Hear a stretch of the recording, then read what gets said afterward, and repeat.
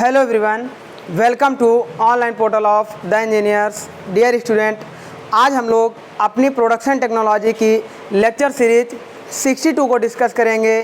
जैसा कि previous lecture में हम लोगों ने प्रोडक्शन टेक्नोलॉजीज़ के से रिलेटेड लगभग सारे टॉपिक को कंप्लीट कर लिया था।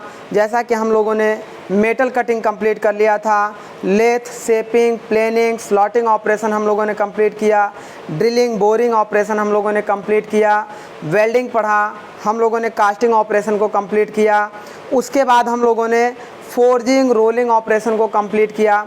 अब स्टूडेंट, हम लोगों का प्रोडक्शन टेक्नोलॉजी का मतलब ये एक अलग पार्ट होता है, मटेरियल साइंस, है ना। ये प्रोडक्शन टेक्नोलॉजी का एक अलग पार्ट होता है, तो हम लोग आज उसको डिस्कस करेंगे।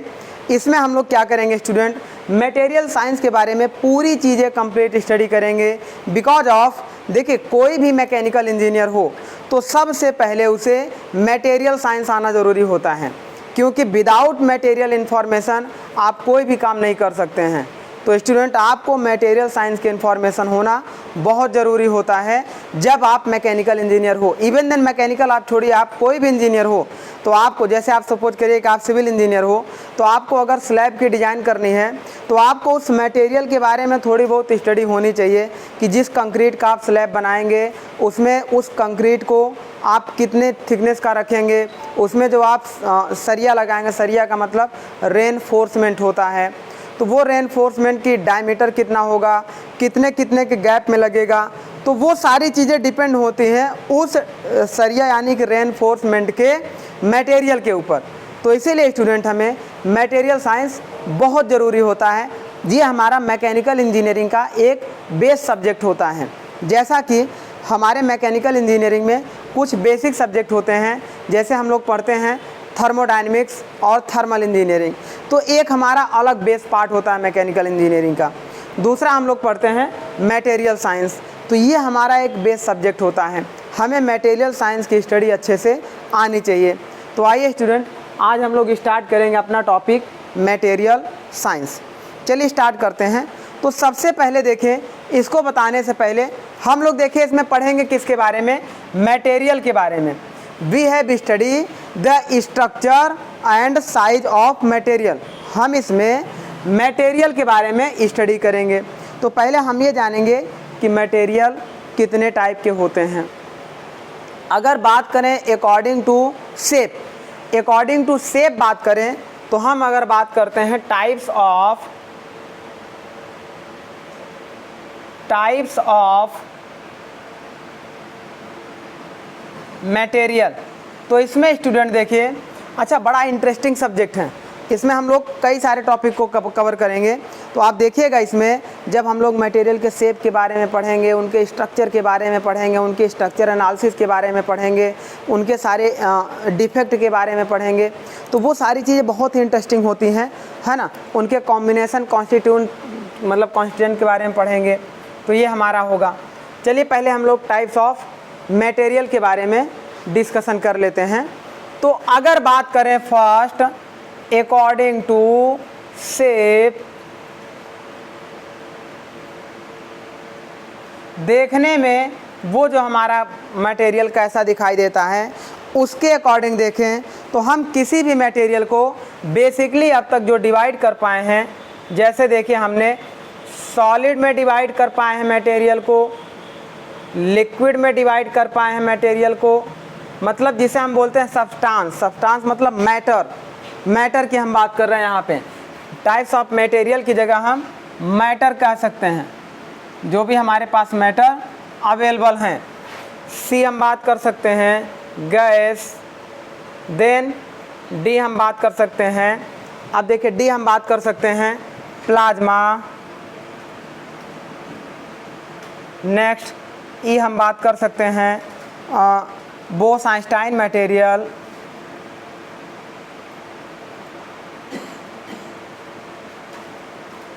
नेक्स्ट हम बात कर सकते हैं गॉड पार्टिकल्स।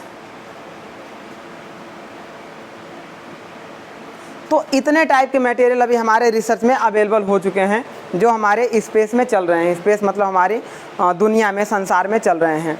तो इन सारे मटेरियल में हम लोग क्या करते हैं, सॉलिड की स्टडी करते हैं और उस सॉलिड के स्टडी को मटेरियल साइंस के नाम से जानते हैं। We have study about solid, और सॉलिड के बिहेवियर कॉमा स्ट्रक्चर के बारे में स्टडी करेंगे तो वो हमारा मटेरियल साइंस कहलाएगा। तो हम लोग किसके बारे में स्टडी करेंगे? We have study about solid, है ना। तो हम लोग ऐसा करेंगे, देखिए एक मटेरियल साइंस की आपको सुटेबल डिफिनेशन हम नोट कर दे रहे हैं। चलिए, जब हम लोग सॉलिड की स्टडी करेंगे तो इसमें देखिएगा प्रॉपरली मटेरियल साइंस की डिफिनेशन पहले देख लीजिए, फिर हम लोग सॉलिड के बारे में आपको बताते हैं। मटेरियल साइंस की एक डिफिनेशन हम बढ़िया से लिख दे रहे हैं, ये है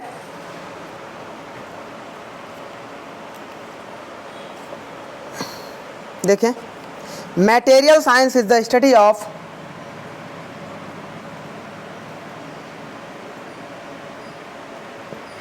science is the study of relationship between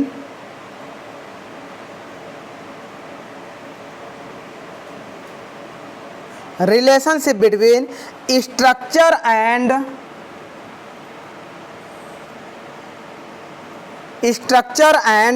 properties of material, properties of material.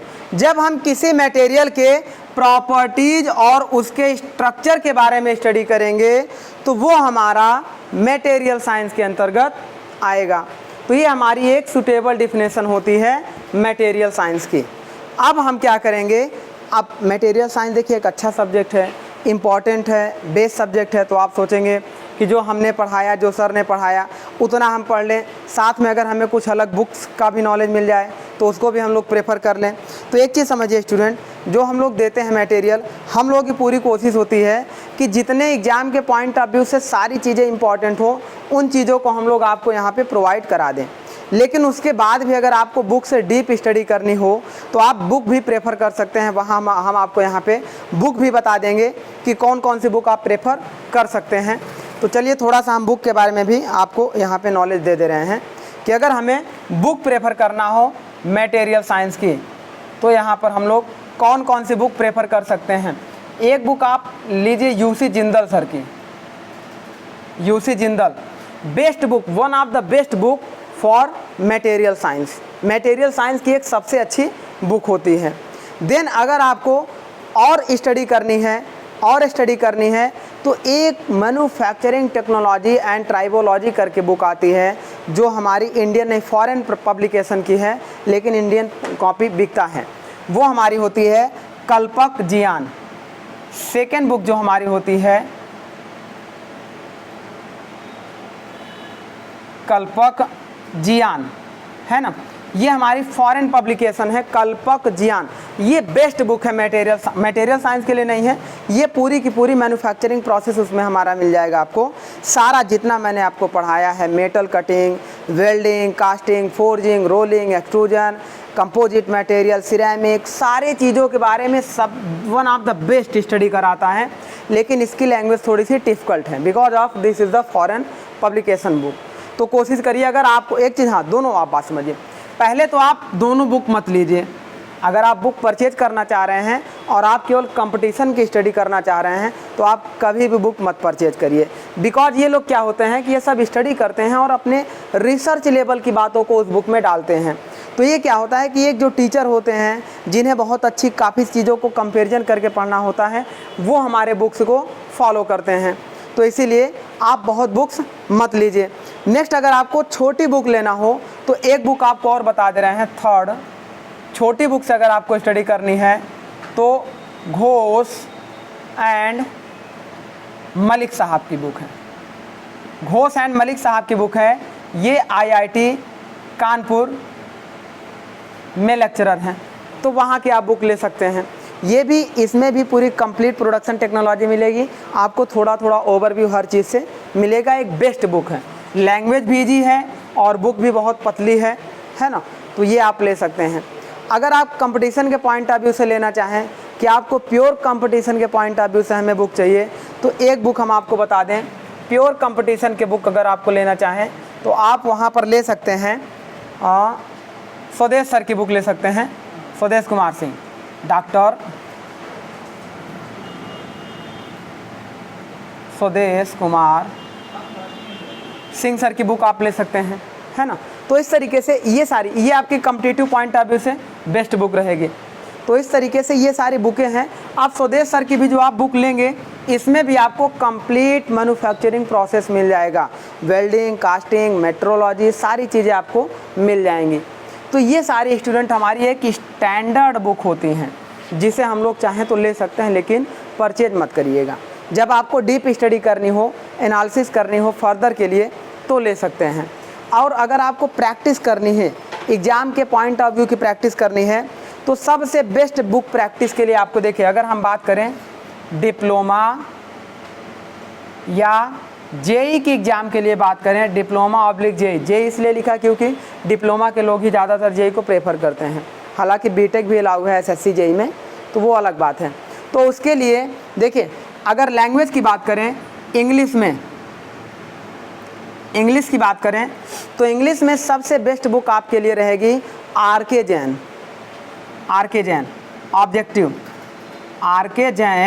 Complete objective for mechanical engineering, R K. Jain complete objective for mechanical engineering. पहली बुक हमारी ये हो जाएगी ऑब्जेक्टिव पॉइंट ऑफ व्यू से। हम किसकी बुक की बात कर रहे हैं? ऑब्जेक्टिव।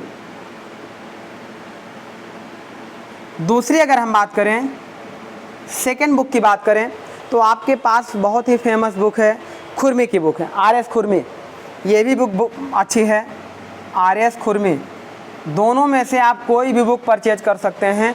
हूबहू मैक्सिमम 50 से 60% क्वेश्चन किसी भी एग्जाम में हूबहू इन्हीं दोनों बुक से उठाकर पूछे जाते हैं, इवन देन 70% भी हो जाता है। तो इसीलिए अगर आप इन दोनों बुकों को सॉल्व कर लेंगे, इसमें पूरी मैकेनिकल इंजीनियरिंग होती है, ये नहीं कि आपका केवल सब्जेक्ट वाइज होगा, कंप्लीट मैकेनिकल इंजीनियरिंग रहेगी, इसमें भी कंप्लीट मैकेनिकल इंजीनियरिंग रहेगी। और आप एक और अच्छी है एस.के. मोंडल सर की, आप उनका भी जो है ऑब्जेक्टिव पब्लिकेशन डाउनलोड करके, ऑब्जेक्टिव क्वेश्चन सीरीज डाउनलोड करके सॉल्व कर सकते हैं, वो भी एक बेटर ऑब्जेक्टिव होता है। Third, SK. मोंडल सर, ये आप डाउनलोड करके आप इसका सोल्यूशन कर सकते हैं, ये भी एक ऑब्जेक्टिव के लिए बेटर बुक है। लेकिन अगर आपको हिंदी में सोल्यूशन चाहिए, जैसे आपको हिंदी में अगर आपको बुक चाहिए इन हिंदी, अगर आपको हिंदी लैंग्वेज में ऑब्जेक्टिव बुक चाहिए, हिंदी ऑब्जेक्टिव, तो आपके लिए एक बुक हम आपको बताएंगे जो खुरमी और जैन का ट्रांसलेटेड वर्जन है। कुछ क्वेश्चन उन्होंने जैन से उठाए हैं, कुछ खुरमी से उठाए हैं, और दोनों क्वेश्चनों को मिक्स किया है, प्लस कुछ अपना कॉन्सेप्ट डाला है। एक मोटी बुक है, लगभग 500-600 रुपये की आती है, हिंदी मीडियम में रहेगी, वो भी बेस्ट बुक है। उस बुक का नाम है आपका SSL and P Patel, SSL and P Patel. और इसके पब्लिकेशन के नाम से आप इसे लीजिएगा, ये तो राइटर हो गए, इसका पब्लिकेशन है स्टैंडर्ड पब्लिकेशन, स्टैंडर्ड पब्लिकेशन के नाम से आती है ना। तो ये एक हिंदी मीडियम के स्टूडेंट के लिए सबसे बेस्ट बुक है ऑब्जेक्टिव की। अदरवाइज आप कोई भी, आपको जैन का एक अलग हिंदी मीडियम का मिलेगा बुक, आप मत लीजिएगा, वो बेकार है ना, 2 कौड़ी की तरह हैं। बहुत सारे क्वेश्चंस आपको, कई सारे हिंदी माध्यम की बुकें ऑब्जेक्टिव के निकले हैं, उसमें आंसर ही गलत दिया रहता है। तो आप उन सब बुकों को मत फॉलो करिएगा। आपको अगर हिंदी में लेना हो तो हम प्रेफर करेंगे आपको स्टैंडर्ड पब्लिकेशन की मैकेनिकल इंजीनियरिंग। उसमें लिखा रहेगा, बुक के ऊपर लिखा रहेगा संपूर्ण मैकेनिकल इंजीनियरिंग, संपूर्ण मैकेनिकल इंजीनियरिंग। लेकिन एक बात आप ध्यान दीजिए कि अगर आप हिंदी मीडियम में तैयारी कर रहे हैं तो आपके लिए ड्रॉबैक क्या है। ड्रॉबैक ये है कि जब आप मेंस का पेपर देते हैं, एसएससी जेईई का जब आप मेंस का पेपर देते हैं तो वहाँ पर जो स्कोरिंग मार्क होगा, क्योंकि मेंस की कॉपियाँ चेक करने के लिए लेक्चरर प्रोफेसर जो आते हैं वो इंग्लिश मीडियम के होते हैं, तो वो ऑटोमेटिकली हिंदी मीडियम वाले बच्चों की कॉपियों को लो मार्किंग पर चेक करते हैं। तो यहाँ पे आप मार्क आ जाते हैं। आपने 200 नंबर के प्री में, सपोज करिए कि आपका 200 मार्क का प्री था, देन आपका 300 मार्क का मेंस था। अब आप 200 मार्क के प्री में आप देखिएगा कि जब पिछली बार 153 या 155 के अप्रॉक्स मेरिट गई है तो मैक्सिमम लोग इसके ऊपर रहे होंगे। अब 155 के ऊपर तो आप ये भी समझ रहे हैं कि बहुत जाएंगे 170 के बीच में रहेंगे।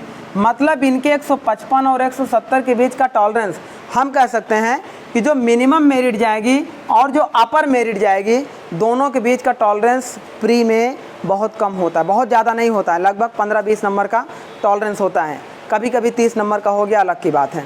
तो ये जो टॉलरेंस आपका होता है लगभग 20 से 30 मार्क का होता है।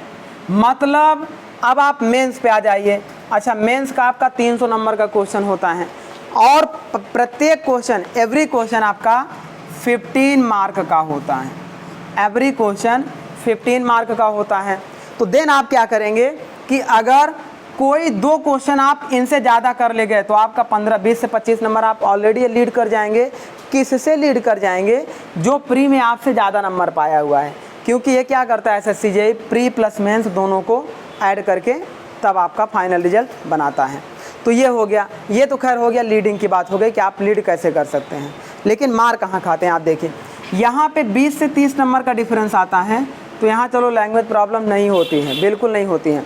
लेकिन जब आपको यहाँ पे फाइट करना होगा 300 नंबर में, अगर आप सपोज करिए हिंदी मीडियम लिखे हैं तो हो सकता है आपको 100 से 120 नंबर के आसपास नंबर मार्क मिल जाए, क्योंकि एसएससी जेईई इतना लेंदी पेपर बनाता है कि कोई भी स्टूडेंट पूरा का पूरा सॉल्व नहीं कर पाता है, पूरा अटेम्प्ट नहीं कर पाता है। अगर आप पूरा क्वेश्चन अटेम्प्ट करने की कोशिश करते हैं तो आपके या तो क्वेश्चन शॉर्ट हो जाएंगे या कंटेंट आपके कम हो जाएंगे। तो इस तरीके से पूरा नहीं सॉल्व हो पाता है। मैक्सिमम लोग 300 में 250, 260, 280 तक सॉल्व करते हैं। तो उसमें से जो इंग्लिश मीडियम का स्टूडेंट अपनी कॉपी लिखा रहेगा, हो सकता है वो हमारा 200 प्लस मार्क पा जाए, और हिंदी मीडियम वाला बहुत मेहनत करके भी लिखेगा तो 150 से ऊपर इसका स्कोरिंग नहीं हो पाता है। एक लेक्चरर या प्रोफेसर की माइंड मेकअप होता है, वो अपने आप कम मार्क, लो मार्किंग पे कॉपी चेक करता है। अब ये अलग बात है। चलिए, तो मतलब ये कम हो गया। तो इस तरीके से डिफरेंस बहुत आ जाता है, लगभग 50 का डिफरेंस आ गया। 50 नंबर यहाँ सिलेक्शन के लिए 1-2 मार्क की बहुत ज़्यादा लड़ाई होती है, एक नंबर के लिए, आधे नंबर के लिए, और यहाँ तो आप 20 नंबर, 50 नंबर, 60 नंबर के डिफरेंस में आ जाएंगे। तो इसीलिए हिंदी आपको केवल सीखने के लिए है, समझने के लिए है। बाकी अगर आपको एक्चुअल के कंपटीशन में घुसना है और बीट करना है, फाइट करना है, तो आपको कहीं ना कहीं इंग्लिश से टक्कर लेना पड़ेगा। कब तक आप पीछे हटेंगे, कब तक आप भागेंगे? भाग कर कभी भी कोई मंजिल नहीं मिलती, हमेशा आपको सामना करना पड़ता है। तो ये था हमारा थोड़ा सा इस बुक के बारे में। बिकॉज आप हमने इसलिए बता दिया क्योंकि जब हमने प्रोडक्शन टेक्नोलॉजी स्टार्ट किया था तो आपको किसी बुक और किसी राइटर के बारे में नहीं बताया था।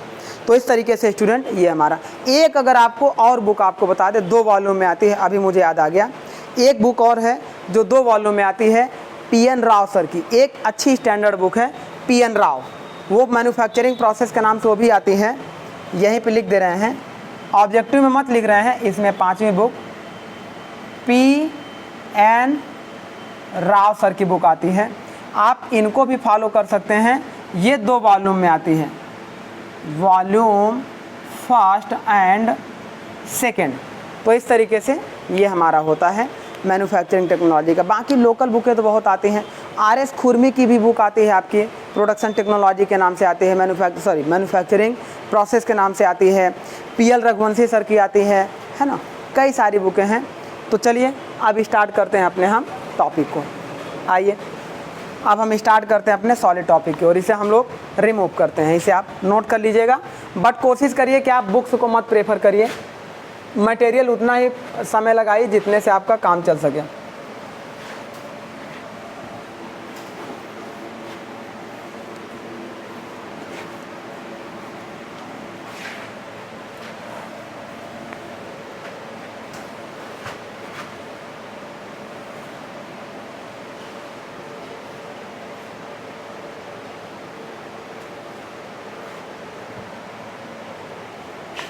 चलिए स्टूडेंट, अब देखिए हम लोग क्या करेंगे।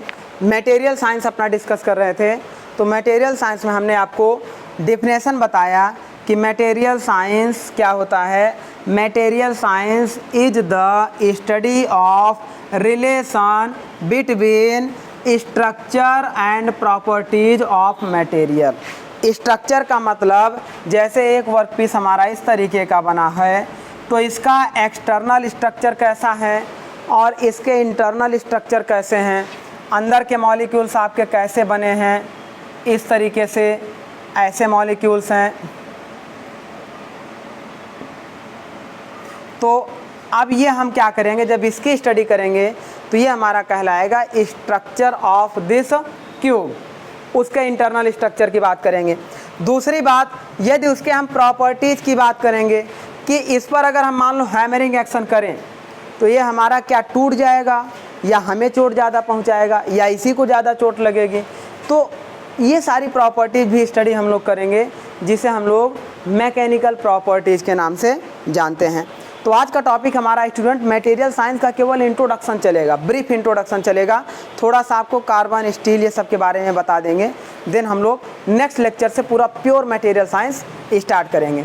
चलिए, तो ये हमारा हो गया मटेरियल साइंस का छोटा सा डेफिनेशन।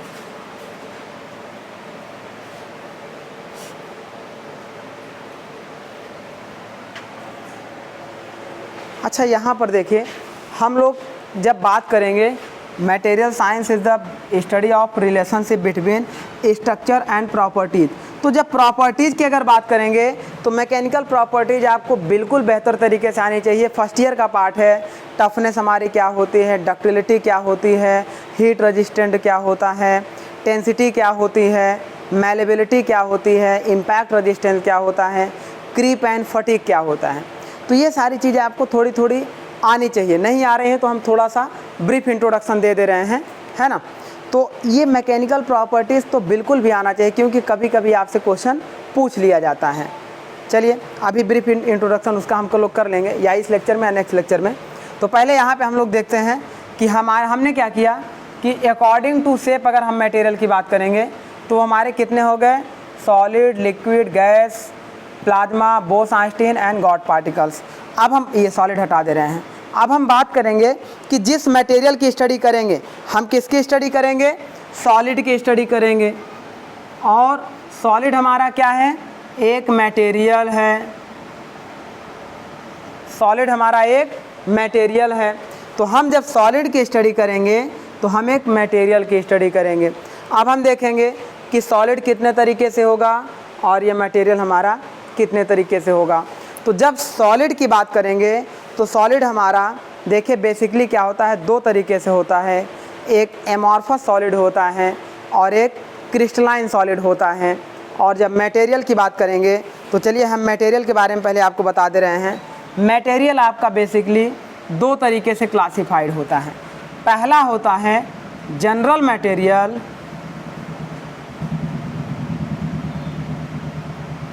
जनरल मटेरियल जिसे हम बोलते हैं सामान्य पदार्थ, सामान्य पदार्थ। देन सेकंड आपका होता है इंजीनियरिंग मटेरियल। अभी हम सॉलिड की नहीं बात कर रहे हैं, मटेरियल की बात कर रहे हैं।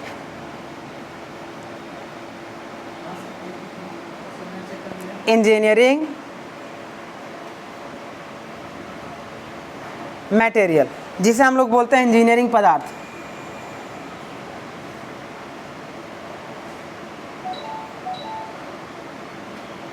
अब दो ही पदार्थ हमारे संसार में अवेलेबल हैं, दो ही मटेरियल हमारे यूनिवर्स में अवेलेबल हैं। ब्रह्मांड की तो नहीं बात कर सकते, अपने अर्थ की बात कर सकते हैं। पता नहीं आगे किस गैलेक्सी में कौन से मटेरियल का यूज चल रहा है। तो यहाँ पे देखिए, चलिए, एक जनरल मटेरियल हमारे यहाँ अवेलेबल है और एक इंजीनियरिंग मटेरियल अवेलेबल है। General material in the sense ऐसा मटेरियल जो डायरेक्ट नेचर से हमें रिसोर्स होके मिल रहा है, उस मटेरियल को हम जनरल मटेरियल की कैटेगरी में रखते हैं। और इंजीनियरिंग मटेरियल क्या है, ऐसा मटेरियल जिसके स्ट्रक्चर को हम अपने अकॉर्डिंग चेंज करके यूज करते हैं, उस मटेरियल को हम लोग इंजीनियरिंग मटेरियल के नाम से जानते हैं। तो चलिए इन दोनों के बारे में भी थोड़ा सा डिफिनेशन लिख दे रहे हैं। पहले हम लोग लिख लें जनरल मटेरियल क्या होता है। जनरल मटेरियल, सामान्य पदार्थ जिसे हम लोग बोलते हैं। तो चलिए पहले हम लोग जनरल मटेरियल की डिफिनेशन लिख देते हैं कि इट इज डायरेक्टली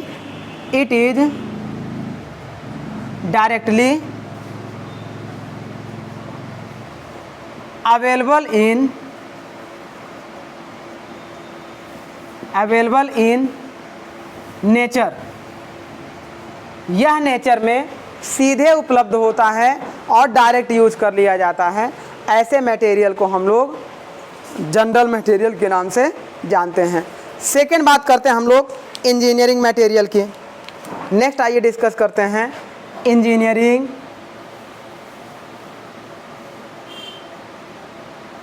मटेरियल। ऐसा मटेरियल जिस पे हम लोग कुछ वर्किंग करके अपने यूजफुल फॉर्म में कन्वर्ट करेंगे तो उसे हम लोग इंजीनियरिंग मटेरियल के नाम से जानते हैं। चलिए इसकी थोड़ी सी डिफिनेशन लिख दे रहे हैं। Structural modification,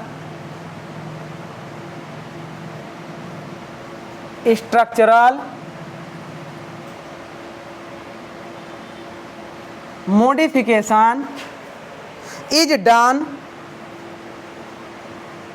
is done for functional performance,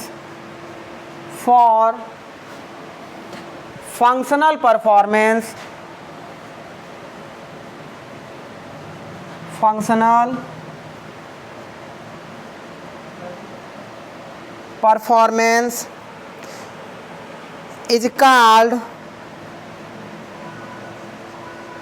engineering material.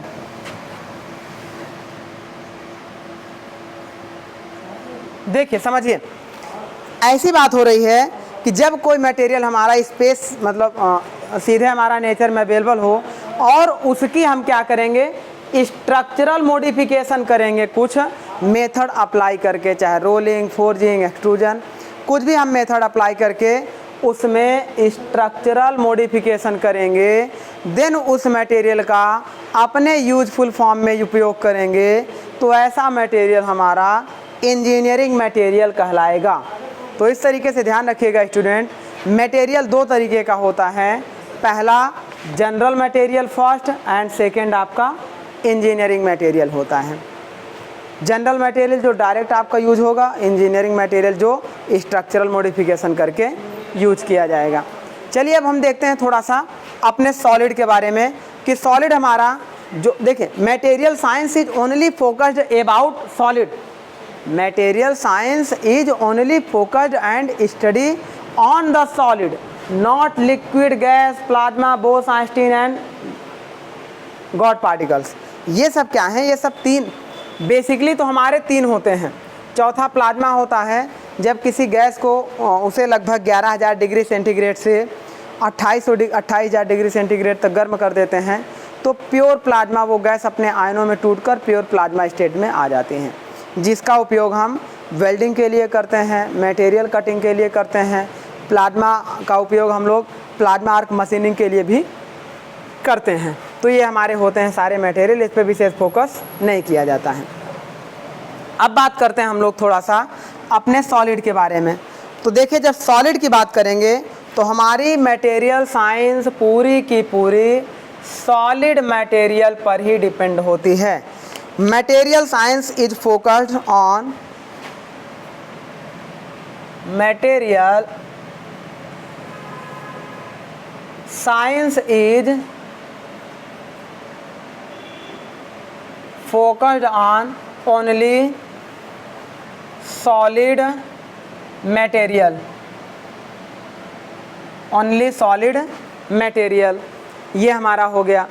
अब सॉलिड मटेरियल पे हमारी फोकस्ड होगी तो सॉलिड की प्रॉपर्टीज़ क्या होती हैं उसके बारे में देख लेते हैं, फिर उसके टाइप के बारे में देख लेते हैं। तो पहला पॉइंट हम लोग देखेंगे properties of solid.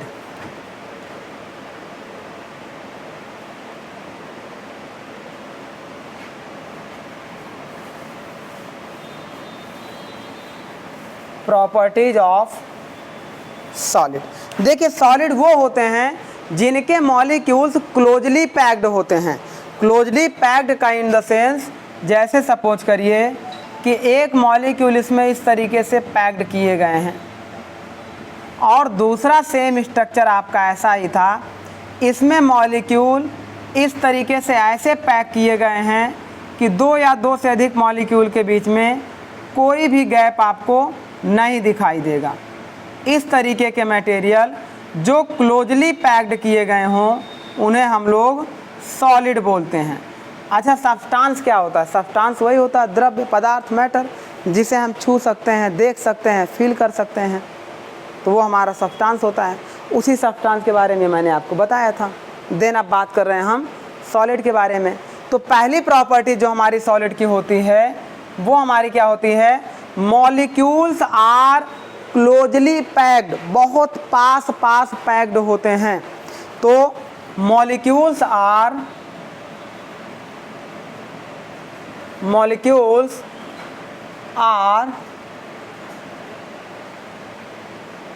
Closely packed. Second point बात करते हैं। आप क्लोजली पैक्ड होंगे तो इसका मतलब इनका एक फाइनाइट शेप होगा। ऑब्वियसली है, या तो रेक्टेंगल होगा या फिर सर्कुलर होगा, डिस्क होगा, कुछ भी होगा। जैसे लिक्विड को आप किसी भी शेप में डालिए वो उसी का शेप एडॉप्ट कर लेगा। गैसेस को भी आप जिस शेप में भरेंगे उसी शेप में घूमती रहेगी।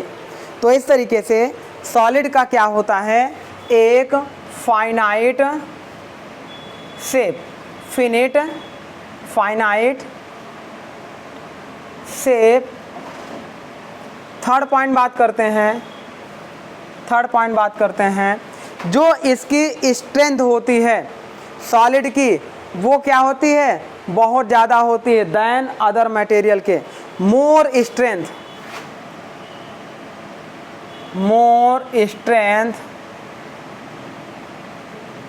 एंड हार्डर, ये हमारा हो गया।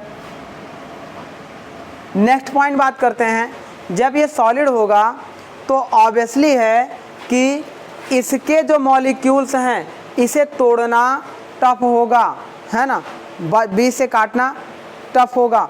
और ये क्या होंगे? एक बेटर रजिस्टिविटी, मतलब आपने इसको ऐसे मारा तो आपको एक बेटर रिएक्शन फोर्स फील कराएगा, है ना। तो एक बेटर रजिस्टिविटी होती है हमारी सॉलिड में। तो इस तरीके से हम कह सकते हैं हमारा क्या होगा? High impact resistance. जब मैकेनिकल प्रॉपर्टीज आप देखेंगे कि इम्पैक्ट रेजिस्टेंस क्या होता है तो वहाँ पे आपको डिस्कशन कर देंगे। ये हमारा होता है। और सारी फिजिकल प्रॉपर्टीज होती हैं हमारी सॉलिड की कि इसके बीच के जो मॉलिक्यूल्स होते हैं उनके बीच का जो कोहेशन फोर्स होता है वो बहुत ज़्यादा होता है। मोर एंड मोर, बहुत ज़्यादा फोर्स होता है ना। Very high cohesion force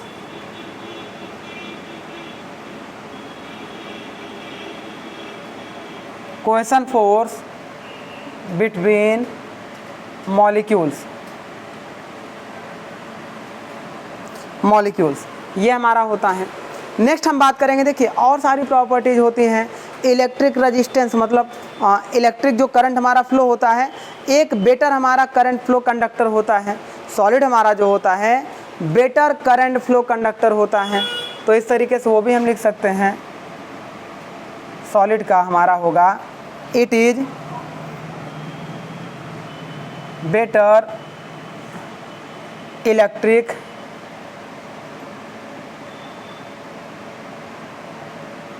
conductive, है ना, एटसेट्रा। देन और सारे भी हैं बट केवल अभी आप इतने पे फोकस्ड रहिए। चलिए अब क्या होगा, इस सॉलिड के टाइप के बारे में देख लेते हैं कि कितने टाइप का सॉलिड हमारा होता है। तो चलिए हम डिस्कस करते हैं next point, types of solid के बारे में। नेक्स्ट पॉइंट हमारा होगा टाइप्स ऑफ सॉलिड। कितने टाइप के सॉलिड हमारे पास होते हैं? तो बेसिकली हमारे पास दो तरीके के सॉलिड होते हैं, एक क्रिस्टलाइन सॉलिड होता है और एक एमॉर्फस सॉलिड होता है। तो चलिए दोनों के बारे में लिख लेते हैं। फर्स्ट क्रिस्टलाइन सॉलिड और सेकेंड एमॉर्फस सॉलिड।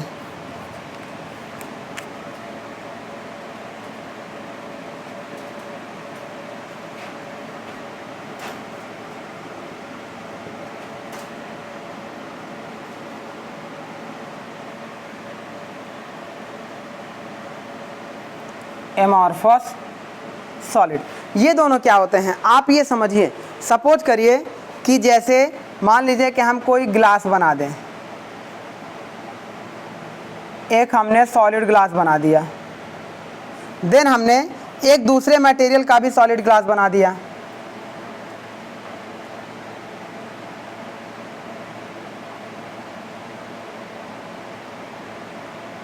सपोज करिए ये जो हमारी बनी है ये ग्लास मटेरियल की बनी है, ग्लास मटेरियल की, कांच है ना, शीशा, और ये जो हमारा बना है ये हमारा स्टील का बना हुआ है। अब आपसे कहा जाए कि साहब दोनों में से आप किसको जल्दी तोड़ पाएंगे या किसे तोड़ पाएंगे अपने हाथों से, पटक कर, तोड़ कर, फेंक कर आसानी से किसे तोड़ पाएंगे? तो आप तुरंत कहेंगे कि ग्लास वाले को हम जल्दी तोड़ पाएंगे। ऐसा इसलिए क्योंकि आपको पता है कि ग्लास हम ज़रा सा भी नीचे डालेंगे तो वो तुरंत चटक कर अलग हो जाएगा। ऐसा क्यों हो रहा है? जबकि सेम थिकनेस इसकी भी है, सेम थिकनेस इसकी भी है, ये भी सॉलिड है, ये भी सॉलिड है। तो इन्हीं बेसिक डिफरेंस को हम लोगों ने दो तरीके की कैटेगरी में रखा। एक को हम लोगों ने क्रिस्टलाइन सॉलिड की कैटेगरी में रखा और एक को हम लोगों ने एमॉर्फस सॉलिड की कैटेगरी में रखा। जो स्टील टाइप के मटेरियल थे जिसकी स्ट्रेंथ, रिजिडिटी, अंदर के क्रिस्टल स्ट्रक्चर बहुत क्लोजली पैक्ड थे, उसे हमने क्रिस्टलाइन सॉलिड के अंतर्गत रखा। और बाकी अदर जो हमारे हो गए जैसे ग्लास हो गया, रबर हो गए, प्लास्टिक हो गए, सिरेमिक हो गए, इसे हम लोगों ने एमॉर्फस सॉलिड के अंतर्गत रखा। अभी इतने से आपको नहीं समझ में आया होगा कि क्रिस्टलाइन सॉलिड क्या है और एमॉर्फस सॉलिड क्या है। चलिए और थोड़ा सा इनके बारे में डिस्कशन करते हैं, क्रिस्टलाइन और एमॉर्फस सॉलिड के बारे में। आइए इसे हम लोग रिमूव करते हैं।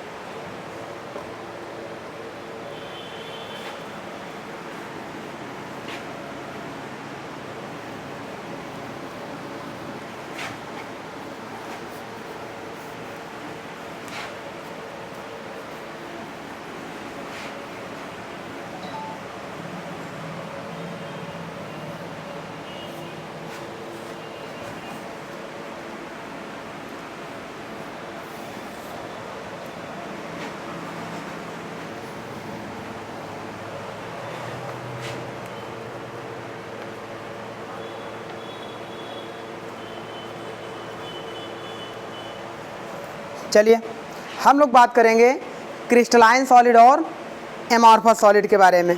तो पहली हेडिंग हम लोग डालते हैं क्रिस्टलाइन सॉलिड, या हम लोग कंपेरिजन वाइज कर लेते हैं, वो ज़्यादा अच्छा रहेगा। इधर हम लोग क्रिस्टलाइन सॉलिड पढ़ लेते हैं और इधर हम लोग एमॉर्फस सॉलिड पढ़ लेते हैं।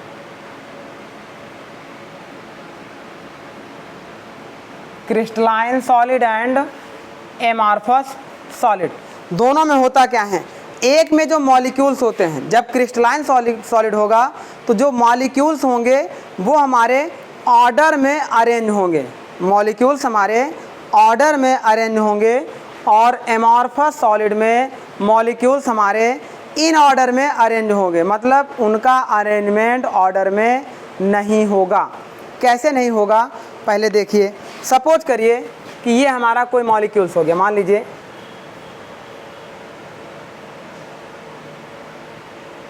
ये हमारे मॉलिक्यूल्स हो गए।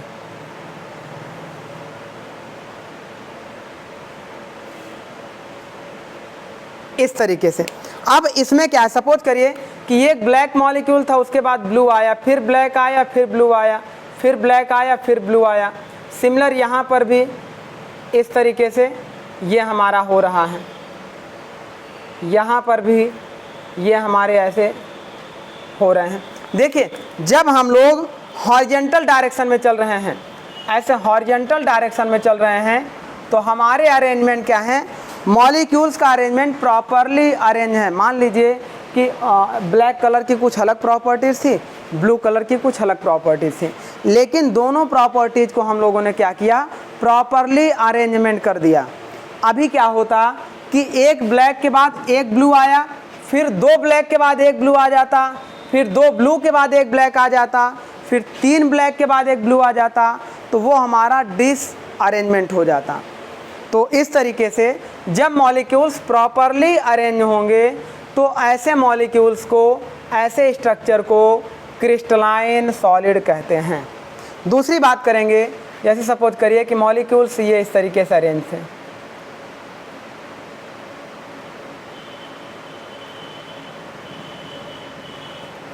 चलिए अब इसमें क्या होगा, मान लीजिए कि यहाँ ब्लू हो गया, यहाँ ब्लू, यहाँ ब्लू, ब्लू ब्लू, इस तरीके से ऐसा कुछ अरेंजमेंट हो जाए जिसमें मॉलिक्यूल्स के बीच कोई प्रॉपर अरेंजिंग ना दिखे। देखे यहाँ पे मॉलिक्यूल्स के बीच में कोई प्रॉपर अरेंजिंग नहीं दिख रही है, चाहे आप वो हॉरिजॉन्टल डायरेक्शन में चलिए, चाहे आप वर्टिकल डायरेक्शन में चलिए, आपको मॉलिक्यूल के बीच में कहीं भी प्रॉपर अरेंजमेंट नहीं दिख रहा है। तो जहाँ पर मॉलिक्यूल का अरेंजमेंट रैंडम हो, ऐसे मटेरियल को एमॉर्फस सॉलिड कहते हैं, और जहाँ पर मटेरियल का अरेंजमेंट प्रॉपरली अरेंज्ड हो, ऐसे मटेरियल को क्रिस्टलाइन सॉलिड कहते हैं।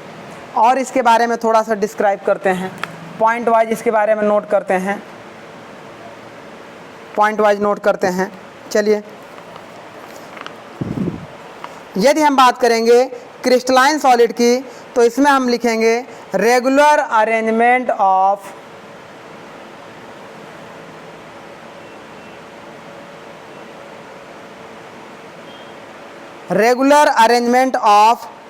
Constituent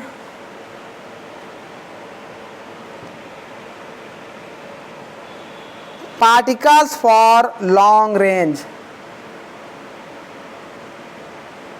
particles for long range, और यहाँ पर हम लिखेंगे शॉर्ट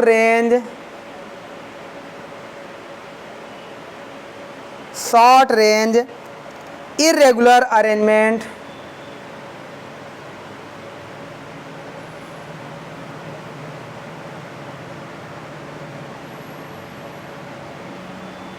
देखिए इसका जो क्रिस्टलाइन सॉलिड होगा, ये अरेंजमेंट आपका इनफाइनाइट तक भी चला जाएगा, ये इनफाइनाइट तक भी चला जाएगा, तो भी ये क्या होगा, रेगुलर अरेंजमेंट में ही बना रहेगा।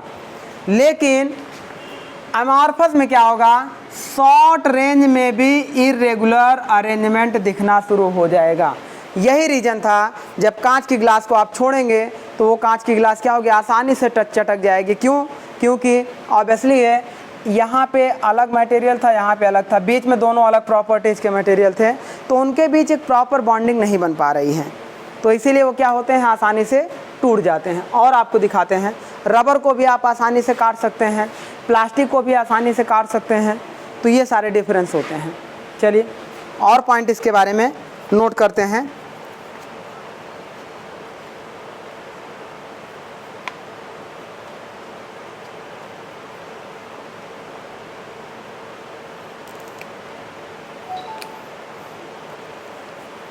चलिए यदि हम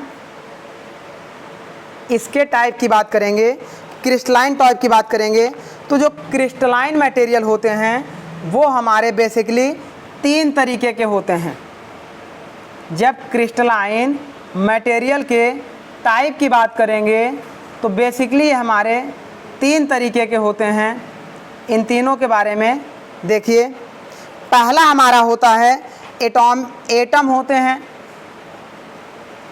दूसरे हमारे आयंस होते हैं और तीसरे हमारे मॉलिक्यूल्स होते हैं। जब हम क्रिस्टलाइन सॉलिड की बात करेंगे तो ये बेसिकली 3 तरीके से कैटेगराइज किए जाते हैं, एटम्स में, आयंस में और मॉलिक्यूल्स में। एटम्स, आयंस और मॉलिक्यूल्स। जब एटम्स की स्टडी हम लोग करेंगे तो उसके बारे में देखिए क्या होगा। एटम्स मतलब आप समझ रहे हैं ना, एटॉमिक वेट वगैरह जिसका होता है। एटम्स की स्टडी करेंगे तो वो हमारे कहलाएंगे एटॉमिक सॉलिड, एटॉमिक सॉलिड। और जब आयन की स्टडी हम लोग करेंगे तो वो हमारा कहलाएगा आयनिक सॉलिड, आयनिक सॉलिड। और जब मॉलिक्यूल की स्टडी करेंगे तो वो हमारा कहलाएगा मॉलिक्यूलर सॉलिड।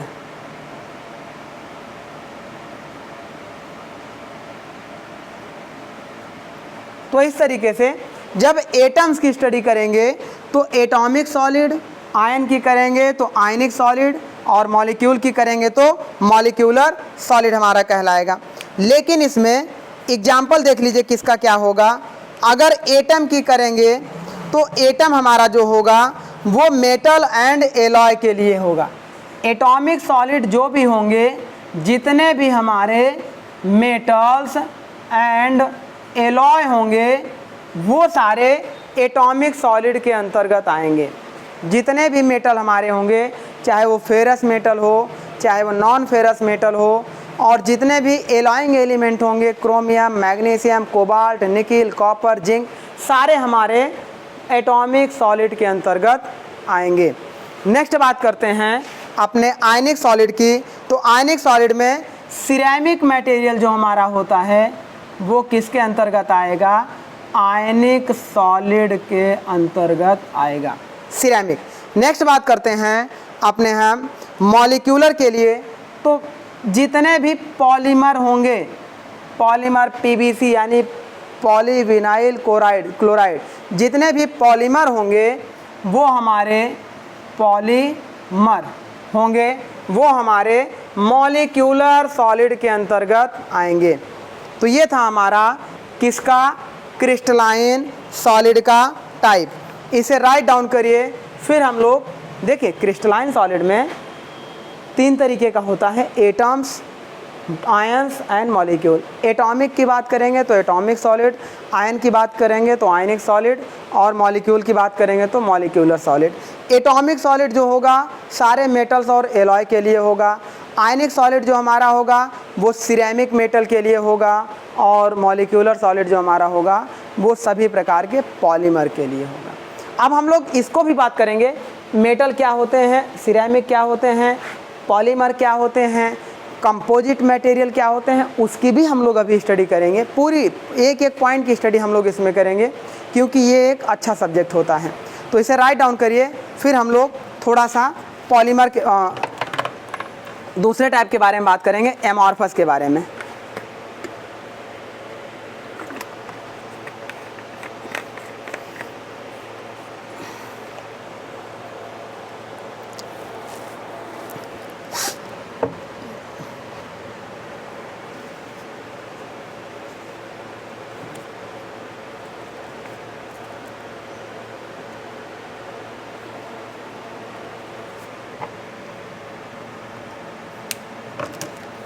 चलिए अब हम लोग बात करते हैं थोड़ा सा एमॉर्फस के बारे में।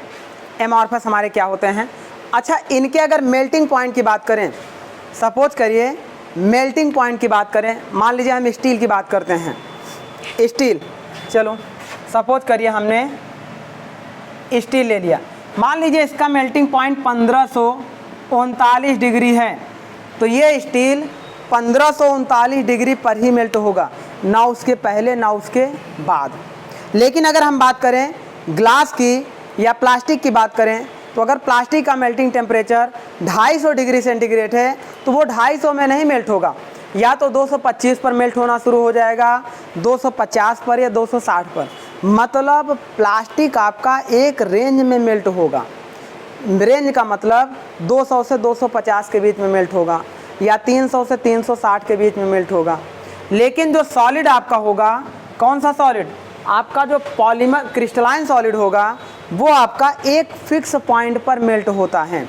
तो हम कह सकते हैं कि क्रिस्टलाइन सॉलिड आपका, इसका मेल्टिंग टेम्परेचर फिक्स होता है और एमॉर्फस सॉलिड का मेल्टिंग टेम्परेचर दो रेंज के बीच में वैरी करता है।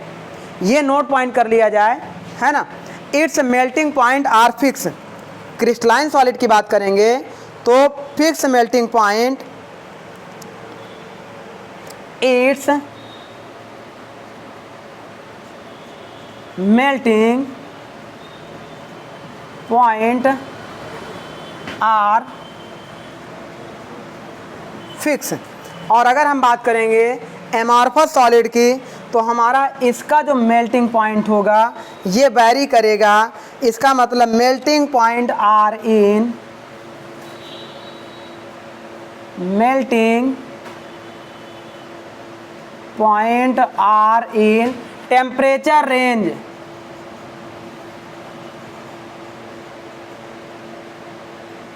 टेम्परेचर रेंज ये हमारा कुछ रेंज में, रेंज का मतलब फॉर एग्जांपल 200 से 250 डिग्री सेंटीग्रेड या 300 से 400 डिग्री सेंटीग्रेड।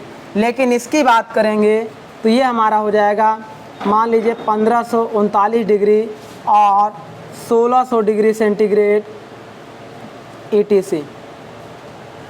तो इस तरीके से क्रिस्टलाइन सॉलिड का मेल्टिंग टेम्परेचर फिक्स होता है और एमॉर्फस सॉलिड का मेल्टिंग टेम्परेचर फिक्स नहीं होता है। दूसरी बात करेंगे, क्रिस्टलाइन सॉलिड एक ट्रू सॉलिड होता है, एक एक्चुअल का जो सॉलिड होता है वो क्रिस्टलाइन सॉलिड ही होता है। और एमॉर्फस सॉलिड आपका एक सॉलिड का रूप होता है, वो सॉलिड होता नहीं है। जैसे आप कभी बताएंगे कि जो ग्लास होता है वो एक सॉलिड नहीं है, वो हाईली कंप्रेस्ड लिक्विड है, सुपर कूल्ड जिसे हम बोलते हैं, सुपर कूल्ड लिक्विड हैं। तो उसकी भी आपको एग्जांपल देंगे। तो यहाँ पर एमॉर्फस आपका क्या होता है, नॉन ट्रू सॉलिड होता है और ये हमारा ट्रू सॉलिड होता है। तो यहाँ पर एक पॉइंट लिख दे रहे हैं, है ना, इट इज़ ट्रू सॉलिड और it is not non true solid, non true solid. जैसे इसके एग्जाम्पल की बात कर लेते हैं कि नॉन ट्रू सॉलिड क्यों कहा जा रहा है, क्योंकि ये नॉन ट्रू सॉलिड इसे कह सकते हैं या इसे हम लोग स्यूडो सॉलिड कह सकते हैं और स्यूडो सॉलिड कह सकते हैं या इसे हम लोग सुपर कूल्ड लिक्विड कह सकते हैं,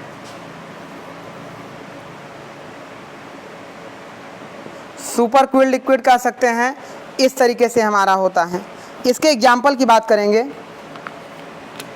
तो एग्जाम्पल हमारे कौन कौन से होते हैं, जैसे ग्लास, रबर और plastic. Glass, rubber and plastic.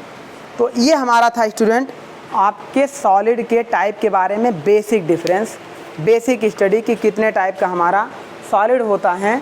तो दो टाइप का होता है, एक क्रिस्टलाइन सॉलिड और एक एमॉर्फस सॉलिड। दोनों का हमने आपको बताया कि जो भी मेटल होंगे, सिरेमिक होंगे, पॉलीमर होंगे, वो सब हमारे क्रिस्टलाइन सॉलिड के अंतर्गत आएंगे और जो भी ग्लास होंगे, रबर होंगे, प्लास्टिक होंगे, वो हमारे एमॉर्फस सॉलिड के अंतर्गत आएंगे। तो ये हमारा हो गया। अब इन्हें देखने के लिए जो मेथड यूज़ किया जाता है, बेसिकली इनके जो एटम्स या इनके मॉलिक्यूल्स होते हैं वो तीन तरीके से होते हैं। पहला आपका माइक्रो, अगर हम इनके स्ट्रक्चर की बात करें, स्ट्रक्चर ऑफ मॉलिक्यूल्स, तो वो हमारे तीन तरीके से होते हैं। पहला आपका माइक्रो स्ट्रक्चर होता है, सेकंड आपका मैक्रो स्ट्रक्चर होता है और थर्ड आपका स्ट्रक्चरल होता है। तो इस तरीके से चलिए हम लोग इनकी बात कर लेते हैं थोड़ा सा। आइए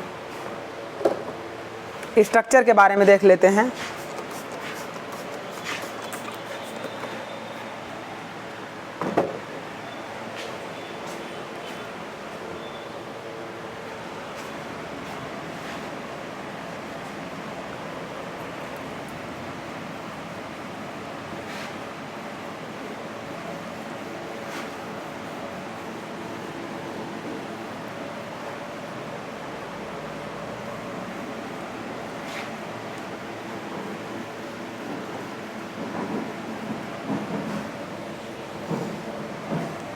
देखें, इनके जो स्ट्रक्चर होते हैं उनके स्ट्रक्चर के बारे में थोड़ा सा हम लोग बात कर लेते हैं। स्ट्रक्चर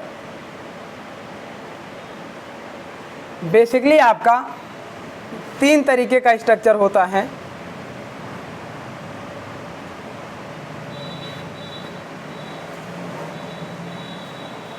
तीन तरीके का स्ट्रक्चर होता है। जैसे पहला स्ट्रक्चर आपका होता है macro structure, macro structure.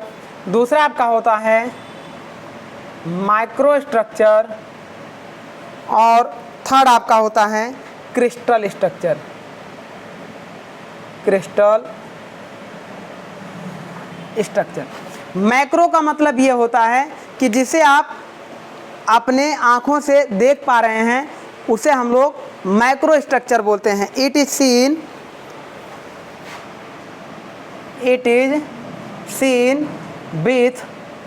Scene by I. और ये हमारा क्या होगा, it is seen with use of microscopic, with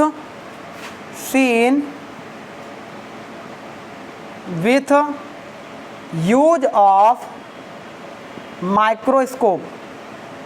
it means क्या करेंगे हम लोग, जब तक कितना 100 टाइम्स और एबव 100 टाइम्स हम जब तक जूम नहीं करेंगे तब तक उसके माइक्रो स्ट्रक्चर्स हमें नहीं दिखाई देंगे। तो जब हम लोग माइक्रोस्कोपिक में देखेंगे और उसे जूम करके लगभग उसे 100 या एबव 100 टाइम्स जूम करेंगे तो वहाँ पर हमारा क्या मिलेगा, इस तरीके का माइक्रो स्ट्रक्चर दिखाई देना शुरू होगा। क्रिस्टल स्ट्रक्चर का मतलब क्या होता है, क्रिस्टल का मतलब इस तरीके की उसकी जो संरचना होती है, अभी थोड़ी देर पहले मैंने आपको बताया था। ऐसी जो संरचना होगी, यहाँ इस तरीके के जो स्ट्रक्चर्स हमें दिखाई देंगे, ये हमारे कहलाते हैं क्रिस्टल स्ट्रक्चर, उनके बनावटी संरचना। तो ये हमारा होता है क्रिस्टल स्ट्रक्चर। तो इस तरीके से हम इसको देखते हैं। मैक्रो स्ट्रक्चर मतलब आसानी से हम देख सकते हैं। जैसे हम कुछ भी बना लें, ये हमने बना लिया एक आपका क्यूब। अब ये क्यूब आपका दिखाई दे रहा है, लेकिन क्यूब के अंदर के जो छोटे छोटे मॉलिक्यूल्स हैं, जब आप इसे क्या करेंगे, माइक्रोस्कोपिक में जूम करेंगे लगभग 100 या 100 से अधिक टाइम में, तब उसके छोटे छोटे मॉलिक्यूल दिखाई देने शुरू होंगे, तो उसे हम लोग बोलेंगे माइक्रो स्ट्रक्चर। ये हमारा हो गया। चलिए, ये तो स्टूडेंट हम लोगों ने देख लिया कि स्ट्रक्चर हमारा कितने तरीके का होता है। चलिए अब हम लोग थोड़ा सा इसके आगे डिस्कस करते हैं कि जो बेसिक मटेरियल हमारा होता है वो कितने तरीके का होता है। यदि हम मटेरियल के टाइप की बात करें तो वो हमारा कितने तरीके का होगा, उसका डिस्कशन हम लोग कर लेते हैं। इसे यहाँ पे हम लोग हटा दे रहे हैं।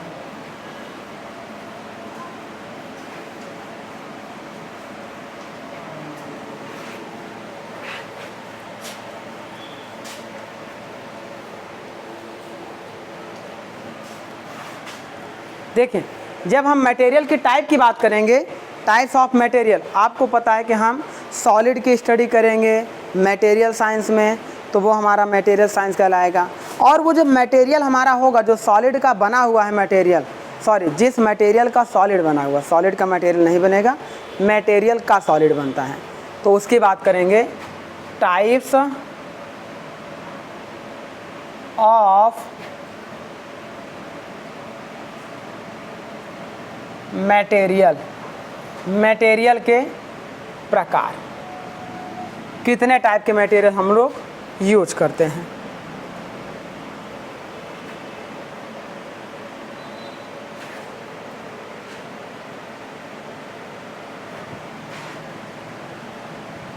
बेसिकली जो हम लोग मटेरियल यूज करते हैं वो 4 तरीके के मटेरियल यूज करते हैं। कौन कौन से मटेरियल यूज करते हैं? पहला हमारा होता है फेरस मटेरियल,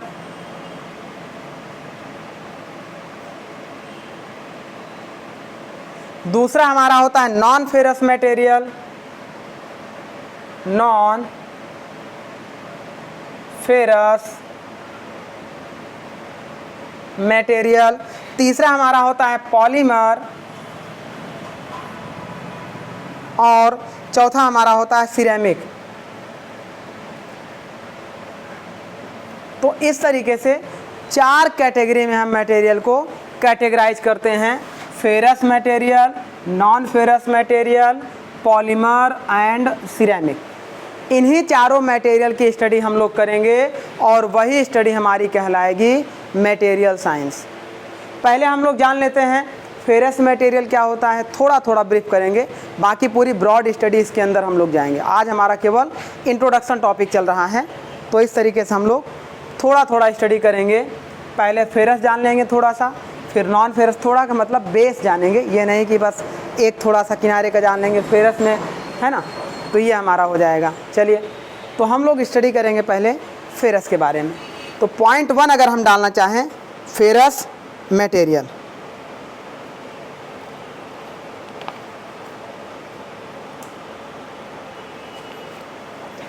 जैसे मान लीजिए हम डाल दें मेटल। मेटल हमारे क्या होते हैं और नॉन मेटल हमारे क्या होते हैं। मेटल हमारे जैसे फेरस हो गए और नॉन फेरस मेटल हो गए, और पॉलीमर और सिरेमिक हमारे क्या हो गए, नॉन मेटल हो गए। तो इन दोनों के बारे में भी थोड़ा सा स्टडी देख लीजिए। पहले मेटल के बारे में लिख लेते हैं। Metal is one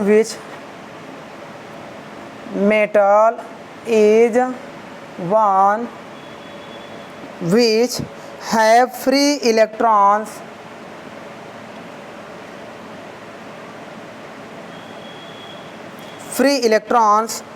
these material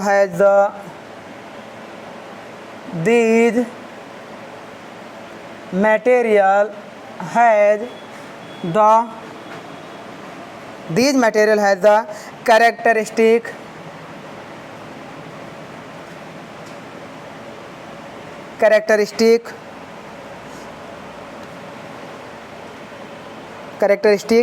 appearance and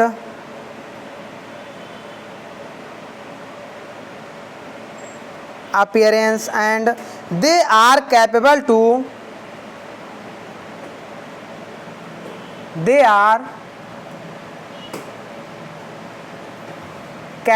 to change its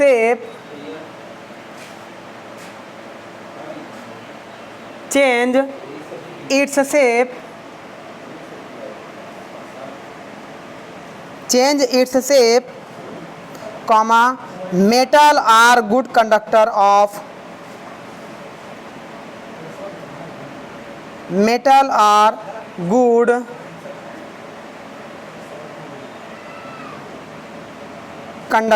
of heat and electricity.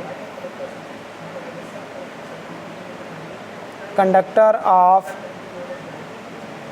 heat and electricity. जैसे एग्जाम्पल की अगर बात करेंगे तो इसके एग्जाम्पल हमारे रहेंगे copper, gold,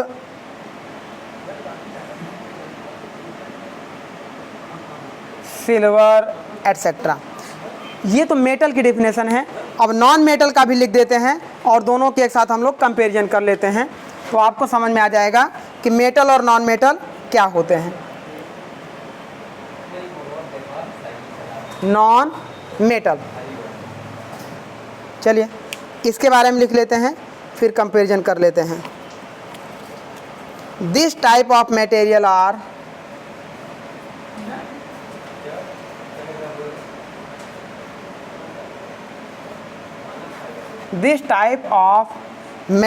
are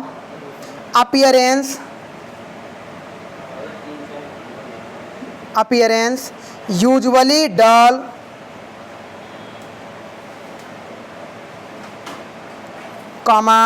brittle and poor conductor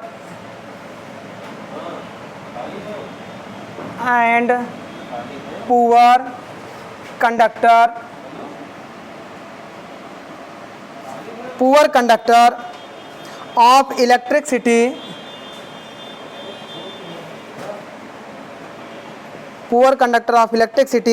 जैसे एग्जाम्पल की बात करें graphite.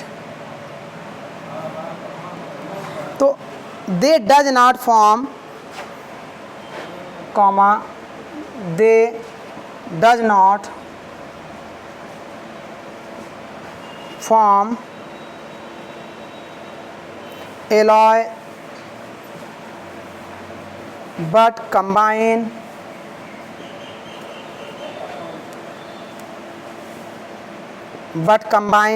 chemically to form compound, combined chemically to form compound। चलिए आइए अब देखते हैं इसके बारे में। यहाँ पे देखिए हमने एक डेफिनेशन लिखी मेटल की और एक नॉन मेटल की। सपोज करिए मेटल हमारा क्या होता है, जिसका अपीयरेंस बेटर होता है, गुड होता है, जिसकी स्ट्रेंथ ज़्यादा होती है, तो ऐसे मटेरियल को हम लोग मेटल कहते हैं। It means metal is one, metal वह पदार्थ होता है विच हैव फ्री इलेक्ट्रॉन्स, जिसमें हमारे फ्री इलेक्ट्रॉन्स होंगे, उसे हम लोग मेटल कहते हैं। These material has the characteristic appearance, better appearance होगा, and they are capable to change its shape, जिसे अपना शेप बदलने में कोई भी कठिनाई नहीं होगी, आसानी से शेप को बदल लेंगे, उसे हम लोग मेटल कहेंगे। जैसे मान लीजिए स्टील है, आप मेल्ट करके क्यूब को रेक्टेंगल बना सकते हैं, मेल्ट करके क्यूब को आप डिस्क बना सकते हैं, तो ऐसे मेटल को हम लोग बोलेंगे, ऐसे पदार्थ को मेटल हम लोग बोलते हैं। Then metal are good conductor of heat and electricity. Metal हमारा क्या होता है, इलेक्ट्रिसिटी और हीट का एक बेटर कंडक्टिव होता है, like that gold, copper and silver. ये हमारे हो गए मेटल। नेक्स्ट बात करते हैं नॉन मेटल की। तो नॉन मेटल आपका क्या होता है, this type of material are appearance usually dull. ऐसे मटेरियल जो देखने में डल हो, मतलब सरफेस उसकी स्क्रैच हो, खराब हो, तो उसे हम लोग नॉन मेटल कहेंगे। एंड ब्रिटलनेस हो, उसमें ब्रिटलनेस प्रॉपर्टी हो, and poor conductor of electricity and heat, और इलेक्ट्रिक और हीट का पुअर कंडक्टर हो, जैसे लाइक दैट ग्रेफाइट हो गया। लास्ट पॉइंट में ये है, they does not form alloy but combined chemically to form compound. ये हमारे हो गए नॉन मेटल। तो एक हमारा हो गया मेटल और एक हमारा हो गया नॉन मेटल। अच्छा, इनके जो मटेरियल के बारे में हमने बताया था, ferrous, non ferrous, polymer, ceramic, एक और मटेरियल आपका आता है, वो हम लोगों का इसी को कंबाइन करके बनाया जाता है, जिसे हम लोग कंपोजिट मटेरियल के नाम से जानते हैं। कंपोजिट मटेरियल आजकल ये बहुत ट्रेंड में चल रहा है स्टूडेंट, कंपोजिट मटेरियल। तो इसके बारे में भी हम लोग पढ़ेंगे, ये हमारा क्या होता है। चलिए हम लोग देख लेते हैं थोड़ा सा पॉलीमर क्या होता है, फिर सिरेमिक, देन हम कंपोजिट के बारे में डिस्कस करेंगे। अभी थोड़ी थोड़ी स्टडी हम लोग करेंगे। आइए देख लेते हैं पॉलीमर क्या होता है। चलिए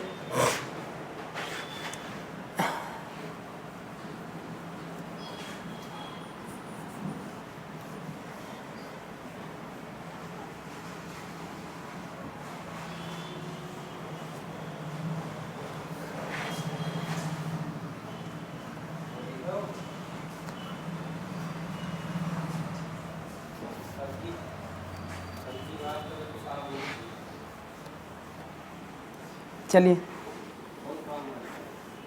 अब थोड़ा सा हम लोग पॉलीमर के बारे में समझ लेते हैं।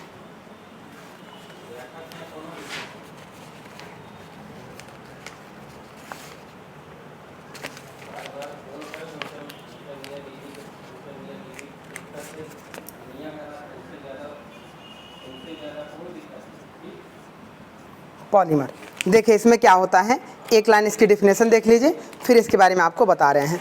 ये हमारा पॉली प्लस मर से मिलकर बना होता है। The long molecules, the long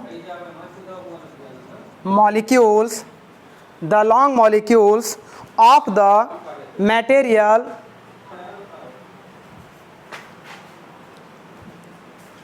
देखिए, पॉलीमर आपका दो चीज़ों से मिलकर बना होता है, पॉली प्लस मर से मिलकर बना होता है। इसकी definition, the long molecule are composed of, molecules are composed of structural entities, structural entities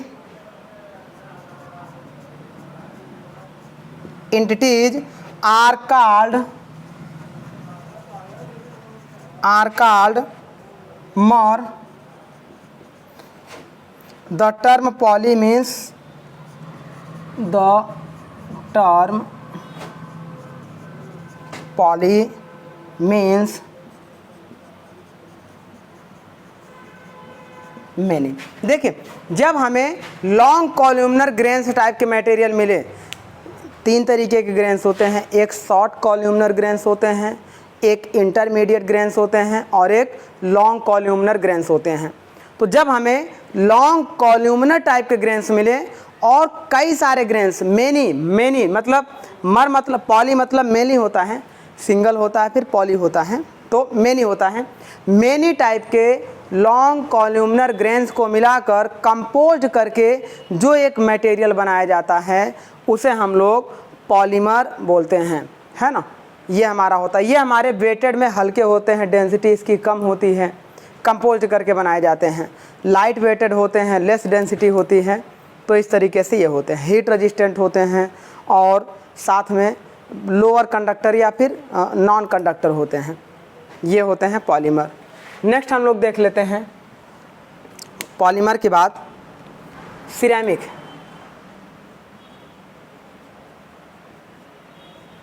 ceramic हमारे क्या होते हैं, चलिए सिरेमिक के बारे में आपको हम थोड़ा सा स्टडी देख लेते हैं। एक लाइन पहले इसकी डेफिनेशन लिख देते हैं, फिर इसके बारे में समझ लेते हैं।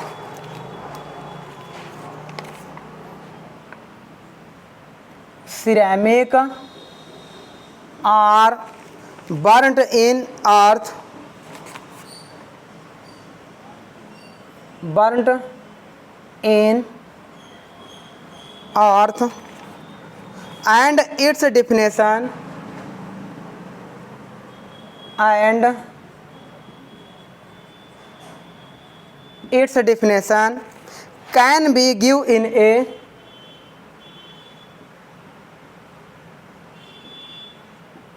in a negative way,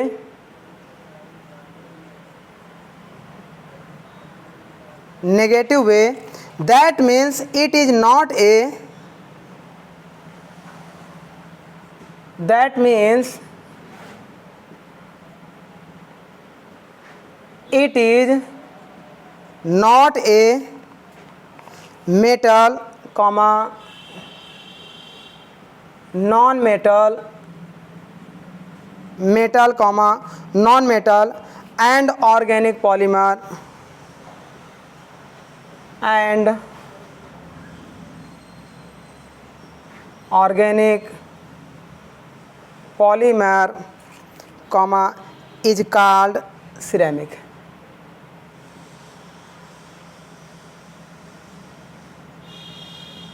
Is called ceramic. The properties of ceramic is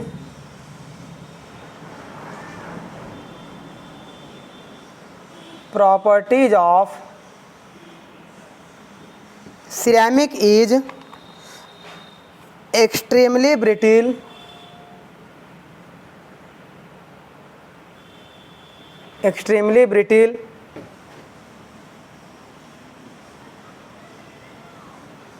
brittle, highly thermal stable,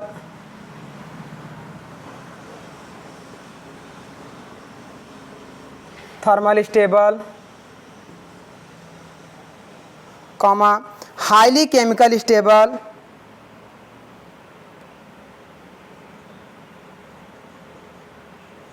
highly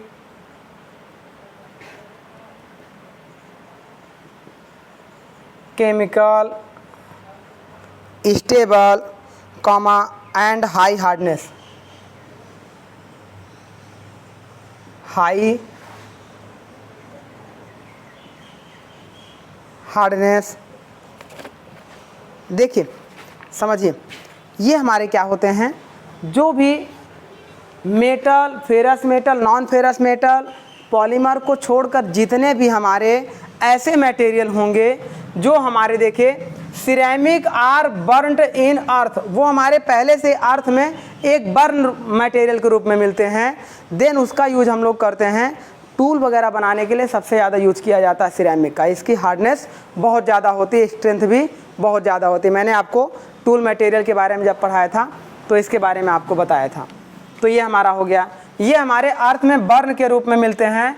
and it's definition can be give in A negative way, that means ये हमारे क्या होते हैं, निगेटिव वे का मतलब ये होता है कि metal, non metal, organic, polymer को छोड़कर बाकी सारे मटेरियल को हम लोग सिरेमिक मटेरियल कहते हैं। ये हमारा हो गया। अब प्रॉपर्टीज इसकी क्या होती है, सबसे बेटर प्रॉपर्टीज ये होती है कि ये एक्सट्रीमली हार्डर और ब्रिटल होता है, इसीलिए इसका उपयोग टूल में किया जाता है, कटिंग टूल में। एंड हाईली थर्मल स्टेबल भी होता है, उच्च तापमान पर भी ये मेल्ट नहीं होता है, कॉमा ये हमारा केमिकल स्टेबल भी होता है और हाई हार्डनेस भी इसकी होती है। एक नोट पॉइंट इसका देख लीजिए, नोट पॉइंट इसका देख लीजिए क्या है। The most important ceramic are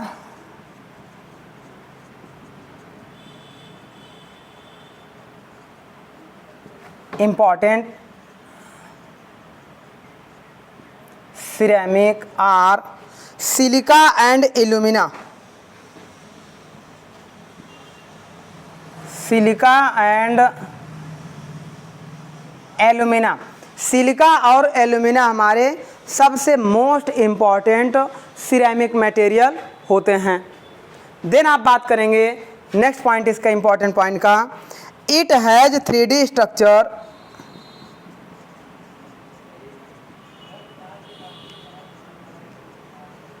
it has 3D structure that is generated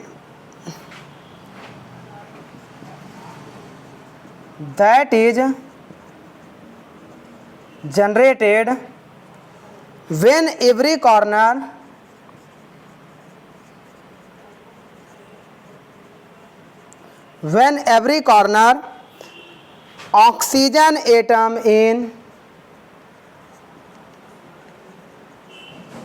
oxygen atom in each tetrahedron atoms in each tetrahydrogen is shared by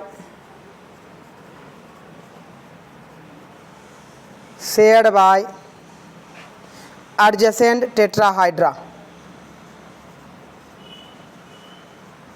adjacent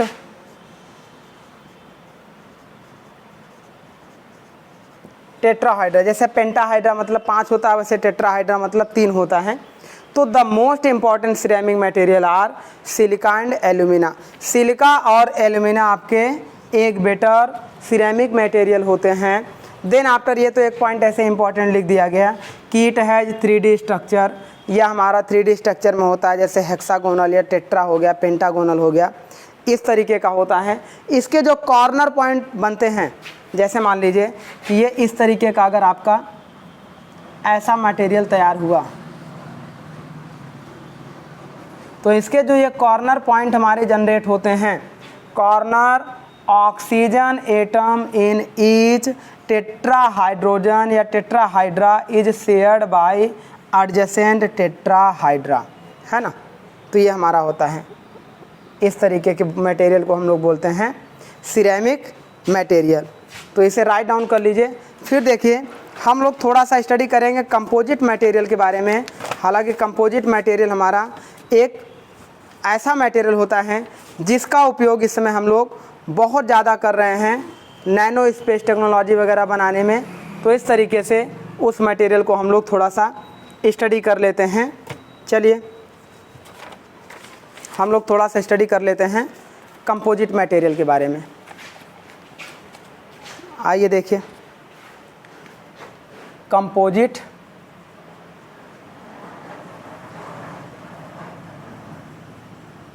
इसमें कुछ नहीं होता है, इन्हीं मटेरियल को दो या दो से अधिक मटेरियल को मिलाकर कंपोज करके, जैसे मैंने पेज लिया है तो कई पेज को मैंने एक साथ कंपोज कर दिया है। कंपोज कर दिया तो अब क्या हुआ कि एक पेज की जो अलग स्ट्रेंथ थी, सपोज करिए कि देखिए आपको इसे समझा देते हैं। मान लीजिए कि एक पेज की स्ट्रेंथ अलग थी, ये पेज किसी अलग मटेरियल का बन जाए और दूसरा पेज हमारा ये अलग मटेरियल का हो। दोनों की अपनी खुद की स्ट्रेंथ है, लेकिन दोनों मटेरियल को एक साथ हमने कंपोज कर दिया। अब इसके बाद जो इनकी नई स्ट्रेंथ बन के आएगी या नई प्रॉपर्टी बन के आएगी, पेज वन की ओल्ड प्रॉपर्टी या पेज टू की ओल्ड प्रॉपर्टी से भी एक बेटर प्रॉपर्टी मिलती है। इसीलिए हम लोग कंपोज मटेरियल का उपयोग करते हैं, जिसे बोलते हैं कंपोजिट मटेरियल। इसमें क्या होता है, दो या दो से अधिक इस तरीके के मटेरियल। मान लीजिए कि एक मटेरियल आपका इस तरीके का था, ये ऐसा था, इसके साथ एक दूसरा मटेरियल हमने ऐसा कंपोज कर दिया। कंपोज करने के बाद इस पे जो नई स्ट्रेंथ हमारी बनेगी मटेरियल की, वो हमारी ये प्लेट 1 और प्लेट 2 के स्ट्रेंथ से बहुत ज़्यादा अच्छी बनेगी। तो ऐसे मटेरियल को कंपोजिट मटेरियल कहते हैं। इसकी डिफिनेशन देख लीजिए। Composite material are made to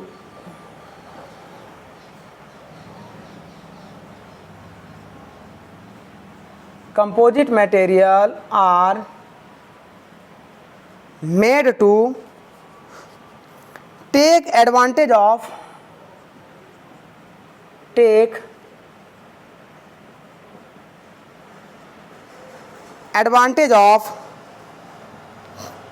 different properties of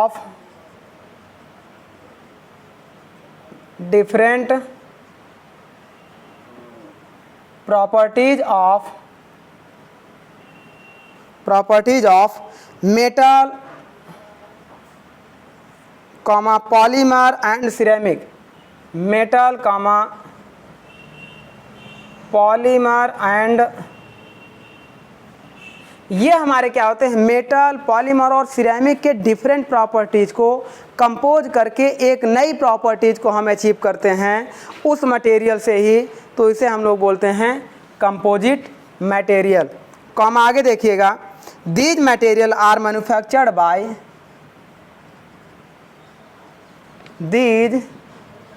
material are manufactured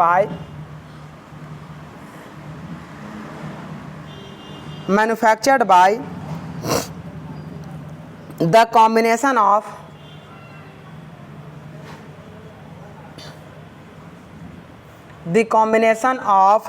to और मोर मटेरियल, दो या दो से अधिक मटेरियल को मिलाकर, टू और मोर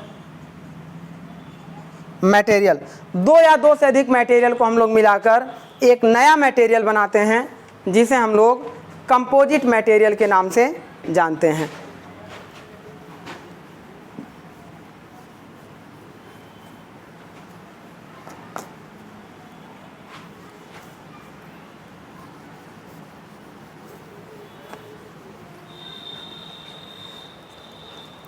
इन कंपोजिट मटेरियल, नेक्स्ट पॉइंट देखिए, इन composite material there is a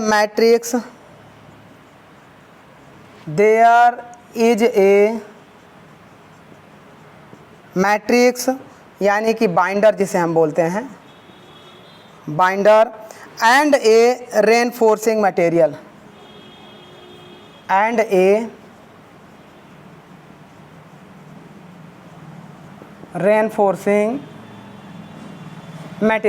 reinforcing का मतलब जैसे ये प्लेट 1 आपका रेनफोर्सिंग की तरह काम करेगा, प्लेट 2 आपका रेनफोर्सिंग की तरह काम करेगा, और प्लेट और 1 और 2 के बीच में एक बाइंडिंग मटेरियल लगाएंगे जिसे मैट्रिक्स मटेरियल के रूप में जाना जाता है।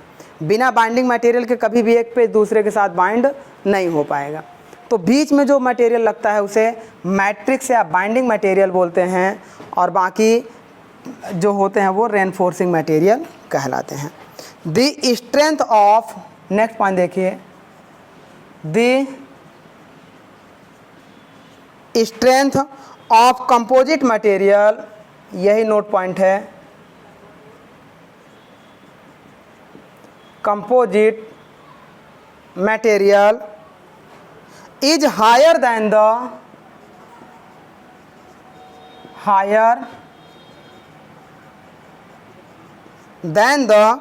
pure matrix and pure fiber।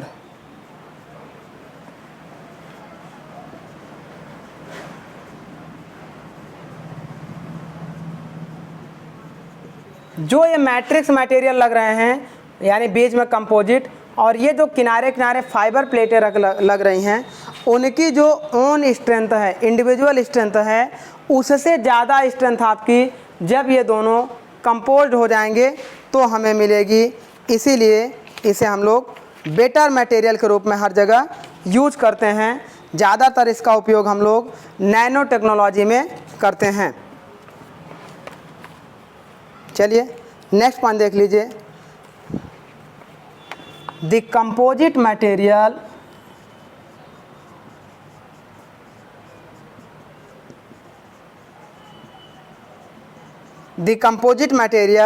are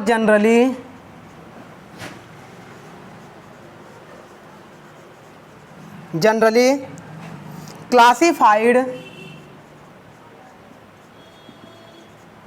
according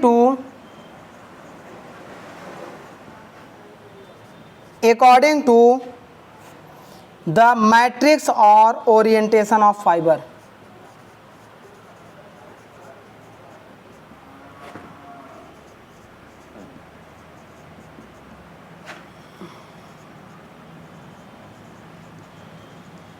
इसको हम लोग इसके तरह क्लासिफाइड करते हैं। ये जो बीच में जो पॉलीमर और मैट्रिक्स लगे होते हैं, इन मैट्रिक्स के अकॉर्डिंग हम इनको क्लासिफाइड करते हैं अपने कंपोजिट मटेरियल को।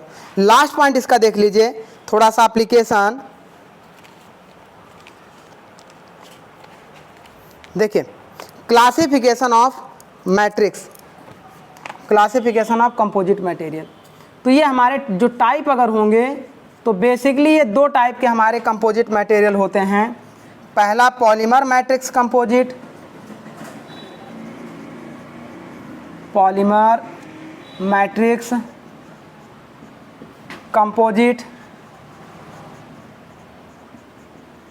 और दूसरे जो हमारे होते हैं metal matrix composite, metal matrix composite. तो इस तरीके से स्टूडेंट ये हमारा होता है कंपोजिट मटेरियल, जो दो तरीके से इसे हम लोग क्लासिफाइड करते हैं, पॉलीमर बेस्ड और metal based matrix composite. Matrix का मतलब हमारा क्या होता है, जो बीच में बाइंडिंग मटेरियल। ये देखिए, matrix is a binder material which is bind the two and more than to plates with itself. तो ये हमारा होता है कंपोजिट मटेरियल। तो आप आज के लेक्चर में आपने देखा स्टूडेंट, हम लोगों ने basic introduction of material science के बारे में देखा, थोड़ा सा हम लोगों ने ब्रीफ इंट्रोडक्शन किया। अब हम लोग क्या करेंगे, नेक्स्ट लेक्चर में अपने स्ट्रक्चर से स्टार्ट करते हैं। इंट्रोडक्शन ऑफ स्ट्रक्चर, हमारे क्या होते हैं, मॉलिक्यूल्स कैसे होते हैं, देन हमारे टाइप्स ऑफ मटेरियल कौन कौन से होते हैं। जैसे कास्ट आयरन हो गया तो कास्ट आयरन की कौन कौन सी फैमिली हो गई, स्टील हो गया तो स्टील की कौन कौन सी फैमिली हो गई। इन सारे टॉपिक को हम लोग नेक्स्ट लेक्चर में स्टार्ट करेंगे। तो चलिए स्टूडेंट, आज का लेक्चर हम अपना यहीं पे स्टॉप करेंगे। Thank you.